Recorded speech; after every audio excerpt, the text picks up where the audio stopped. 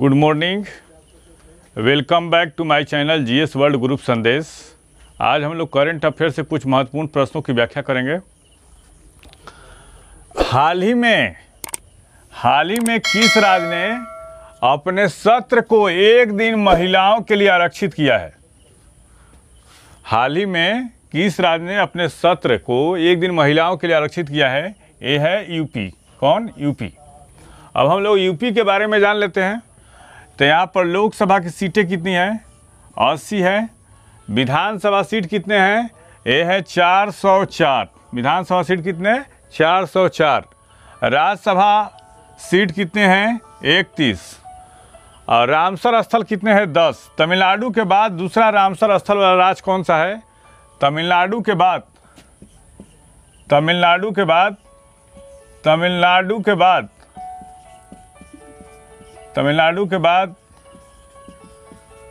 दूसरा रामसर स्थल वाला राज्य, दूसरा रामसर स्थल वाला राज्य कौन है? स्थल वाला राज्य यूपी है। कौन वाला राज्य कौन है? ये है यूपी। तमिलनाडु के बाद दूसरा रामसर स्थल वाला राज्य कौन है? ये है यूपी। जीआई टैग किसको किसको दिया गया है? तो जीआई टैग दिया गया गोरखपुर टेराकोटा को यूपी का जीआई टैग दिया गया है। राष्ट्रीय उद्यान कौन कौन से हैं? तो दुधवा राष्ट्रीय उद्यान, पीलीभीत राष्ट्रीय उद्यान, अमनगढ़ राष्ट्रीय उद्यान, कतरनी अभयारण्य और चंद्रा अभयारण्य कहाँ है? ये है यूपी में है। नृत्य कौन कौन से यहाँ के? तो कजरी, नौटंकी, रासलीला और जैता यहाँ के लोक नृत्य हैं। और सबसे अधिक एक्सप्रेस वे वाला राज्य कौन सा है? सबसे अधिक एक्सप्रेस वे वाला राज्य कौन है? सबसे अधिक एक्सप्रेस वे वाला राज्य कौन है? ये है यूपी। कौन है? यूपी है। यहाँ पर 14 एक्सप्रेस वे हैं। कितने? 14 एक्सप्रेस वे हैं। कहाँ पे? यूपी में। हाल ही में किस देश में नान मडोल हाल ही में किस देश में नान मडोल तूफान ने दस्तक दी है? यह है जापान। और जापान का कौन सा इलाका इससे ज़्यादा प्रभावित रहा? तो क्यूशू का इलाका जो है वो काफ़ी प्रभावित रहा। और नान मडोल क्या है? एक उष्ण कटिबंधीय चक्रवात है। कैसा है? एक उष्ण कटिबंधीय चक्रवात है। उष्ण कटिबंधीय चक्रवात। और चक्रवात के शांत क्षेत्र को क्या कहा जाता है? चक्रवात के शांत क्षेत्र को क्या कहा जाता है? एक कहा जाता है चक्षु कहा जाता है। और चक्रवात जो होता है उत्तरी गोलार्ध में घड़ी के सुइयों के विपरीत काम करता है और दक्षिणी गोलार्ध में घड़ी की सुइयों के अनुकूल काम करता है। क्या करता है? चक्रवात के शांत क्षेत्र को चक्षु कहा जाता है। और चक्रवात जो होता है उत्तरी गोलार्ध में घड़ी के सुइयों के विपरीत और दक्षिणी गोलार्ध में घड़ी की सुइयों के अनुकूल काम करता है। और नान मडोल जो चक्रवात है कैसा चक्रवात है? उष्ण कटिबंधीय चक्रवात है। और जापान ने किस इलाके में काफ़ी प्रभाव डाला है? एक क्यूशू के इलाके में प्रभाव डाला है। अब जापान के प्रधानमंत्री कौन हैं? जापान के प्रधानमंत्री हैं फुमियो किशिदा। और हाल ही में भूतपूर्व जापानी पीएम शिंजो अबे की हत्या कर दी गई थी। जापान का सबसे बड़ा द्वीप कौन सा है? होन्शु है। और सबसे छोटा द्वीप कौन सा है? यह है शिकोकू है। कौन? शिकोकू। किस टोक्यो पैरा ओलंपिक रजत पदक विजेता ने एशियाई रिकॉर्ड के साथ स्वर्ण पदक जीता है? यह है निषाद कुमार। इनका 6 वर्ष में अंगुली कट गया था, हाथ कट गया था इनका। उसके बाद भी इन्होंने प्रयास जारी रखा और टोक्यो पैरा ओलंपिक में 2.6 मीटर इन्होंने लंबी कूद की थी। और एशियाड में अपने प्रदर्शन को सुधारते हुए 2.1 मीटर ऊंची कूद किया इन्होंने। हाल ही में भारत के किस 13वीं शताब्दी के मंदिर? कौन सा मंदिर? 13वीं शताब्दी के मंदिर के रथ के पहिए को इंटरपोल का लोगो बनाया गया है। यह है 13वीं शताब्दी का मंदिर। कौन? कोणार्क मंदिर। और किस देवता को समर्पित है? तो ये सूर्य को समर्पित है। किसको? सूर्य को। और कोणार्क मंदिर को बनाया कौन था? नरसिंह देव प्रथम ने, नरसिंह देव प्रथम ने बनवाया था। अब हुआ है क्या, इसके बारे में लिख लेते हैं क्यों लोगो बनाया गया इसका। 18 अक्टूबर से भारत में होने वाली 3 दिवसीय इस महासभा में, मतलब इंटरपोल की मीटिंग होने वाली है भारत में, आयोजित की जाएगी इंटरपोल का मीटिंग। ये इंटरपोल है क्या, इंटरपोल जो है एक अंतर्राष्ट्रीय पुलिस संगठन है और इसकी स्थापना इंटरपोल की कब की गई थी। इंटरपोल की स्थापना 1923 ईस्वी में की गई थी। कब? इंटरपोल की स्थापना 1923 ईस्वी में की गई और इसका मुख्यालय कहाँ है, लियोन्स फ्रांस में है। कहाँ पे? इसका हेडक्वार्टर जो है लियोन्स फ्रांस में है। अभी इसके अध्यक्ष कौन है इंटरपोल के, अहमद नसी अल रईसी।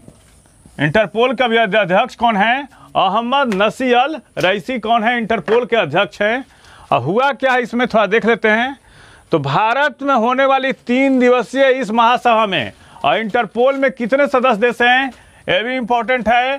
तो इंटरपोल में 195 देश हैं। वर्ल्ड बैंक में कितने हैं, 189 हैं और IMF में कितने हैं, 189 हैं। के कानून लागू करने वाले अधिकारियों के हिस्सा लेने की उम्मीद है। 195 देश के प्रतिनिधि भारत में जो इंटरपोल की मीटिंग होगी उसमें बैठक में भाग लेंगे। और इस बैठक का आयोजन कौन सी संस्था कर रही है, तो इस बैठक का आयोजन CBI द्वारा किया जा रहा है। किसके द्वारा? CBI द्वारा किया जा रहा है। आप लोग कमेंट बॉक्स से बताएंगे कि CBI की स्थापना कब की गई थी। और इसका लोगो क्या है, इसका लोगो बनाया गया है 3 पत्तियों वाली एक गोलाकार आकृति है जिसमें रथ के पहिए को दर्शाया गया है। हाल ही में किस राज्य सरकार ने या किस राज्य सरकार द्वारा SC ST और अन्य आरक्षण बढ़ाकर 77% कर दिया गया, यह है झारखंड। कौन? झारखंड। और झारखंड के बारे में देख लेते हैं क्या है। पहले तो आप थोड़ा सा बोर्ड की तरफ देखेंगे कि पूछता है क्वेश्चन कि 26वां राज्य कौन बना, 27वां राज्य कौन बना, 28वां राज्य कौन बना और 29वां राज्य कौन बना। थोड़ा बोर्ड की तरफ देखेंगे तो 26वां बना था कौन, 26वां बना था छत्तीसगढ़। भारत का 26वां राज्य कौन बना था, तो छत्तीसगढ़। उसके बाद 27वां कौन बना था, उत्तराखंड या उत्तरांचल, ठीक है। और 28वां राज्य कौन बना था, 28वां बना था झारखंड। और 29वां, भारत का 29वां राज्य कौन बना था, ये बना था तेलंगाना, जो 2014 में अस्तित्व में आया। कब? 2014 में तेलंगाना राज्य अस्तित्व में आया था। तो काफ़ी इंपॉर्टेंट है। अगर आप PCS के एग्जाम देने जाते हैं तो ये पूछ सकता है मिलाने के लिए कि 26वां, 27वां, 28वां और 29वां राज्य क्रम से मिलाने को दे देता है। तो देख लेते हैं इसका गठन कब हुआ, 15 नवंबर 2000 को। लोकसभा सीटें कितनी हैं यहाँ पे, ये हैं 14। राज्यसभा सीटें कितनी हैं, तो 6 है। और एक और बात है यहाँ पे, हाल ही में सौर ऊर्जा से संचालित झारखंड का जो जिला है उसका आप कमेंट बॉक्स में नाम बताएंगे। और कौन ऐसा झारखंड का जिला है जिसके सारे गांव में पुस्तकालय है, ये है जामताड़ा। कौन? जामताड़ा। और सौर ऊर्जा से संचालित जो जिला है झारखंड का उसका आप कमेंट बॉक्स में नाम बताएंगे। विधानसभा सीटें कितनी हैं, 82 झारखंड में। और यहाँ के झारखंड के एक उत्पाद को GI टैग दिया गया, उसका नाम क्या है, सोहराय कोहबर कला। किसका नाम है, उसका नाम क्या है, GI टैग जो दिया गया है, सोहराय कोहबर कला को GI टैग दिया गया है। सोहराय कोहबर कला को GI टैग दिया गया है। कहाँ का है, ये है झारखंड का। और यहाँ पे राष्ट्रीय उद्यान कौन कौन से हैं झारखंड में, तो बेतला राष्ट्रीय उद्यान है, दलमा राष्ट्रीय उद्यान है, हजारीबाग वन्य अभ्यारण्य है और पालकोट वन्य अभ्यारण्य है। कौन कौन से अभ्यारण्य हैं, तो बेतला है, दलमा है, हजारीबाग है और पालकोट वन्य अभ्यारण्य कहाँ है, ये है झारखंड में है।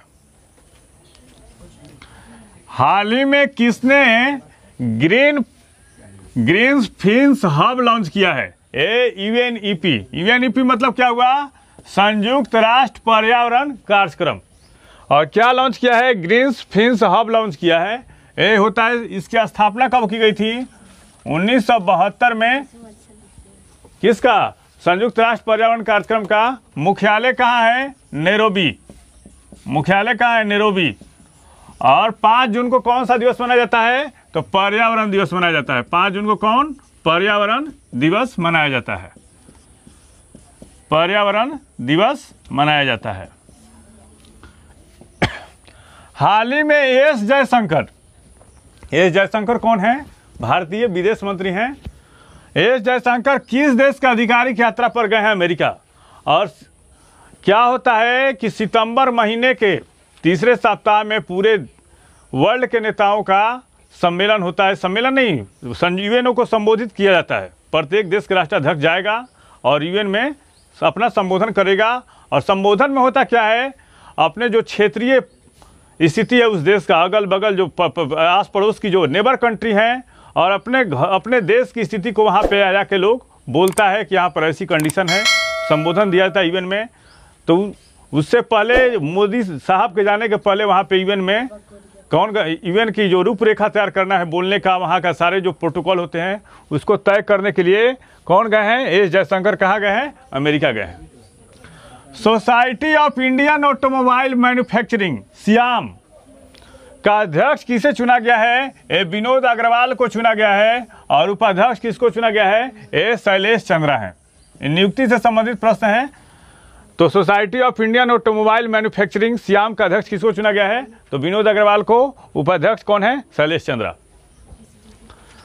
हाल ही में किस पैरा ओलंपिक रजत पदक विजेता ने? पैरा ओलंपिक मतलब होता है जो डिसेबल्ड होते हैं वो पैरा ओलंपिक में भाग लेते हैं। और पैरा ओलंपिक खेल की शुरुआत कब से हुई थी? तो 1960 से। और भारत ने तेल अवीव में 1969 में जो हुआ था पैरा ओलंपिक, उसमें पहली बार भाग लिया था। तो रजत पदक विजेता ने 20 पैरा एथलेटिक्स प्रतियोगिता में रजत पदक हासिल किया है। ये है देवेंद्र झाझरिया। कौन? देवेंद्र झाझरिया हैं। और देवेंद्र जो झाझरिया हैं वे 3 बार का पैरा ओलंपिक विजेता है। कौन? देवेंद्र झाझरिया हैं। International Gogh like a pirate day कब मनाया गया? ये मनाया गया है 19 सितंबर को। और सितंबर माह के जितने महत्वपूर्ण दिवस है कल के सेशन में है, आप लोग उसको देख लेंगे। और सितंबर का जो अंतिम आएगा, अंतिम दिन, उस दिन पूरा सितंबर माह का जो महत्वपूर्ण दिवस है उसको एक बार पुनः रिवीजन करेंगे। हाल ही में इंडिया डिस्क्रिमिनेशन रिपोर्ट 2022 किसने जारी किया है? ऑक्सफैम ने जारी किया है। और ऑक्सफैम है क्या? एक गैर लाभकारी संस्था है। इसमें बताया गया है कि आज भी 2021 में महिलाओं की जो रोजगार की स्थिति है वो 2.5% है, 25% है। और एक महिला की तुलना में एक पुरुष जो सहकर्मी होता है वो 2.5 गुना पेमेंट कमाता है। ये हमारे यहाँ भी लिंगीय भेद की स्थिति है। ऑक्सफैम ने इस रिपोर्ट में यही दर्शाया है। आज के लिए इतना ही। अगर मेरा करंट अफेयर्स अच्छा लगता है, का कंटेंट अच्छा लगता है तो इसको लाइक करें, शेयर करें, सब्सक्राइब करें। अगर कहीं कमी हो तो उसको भी लिखें। Thank you.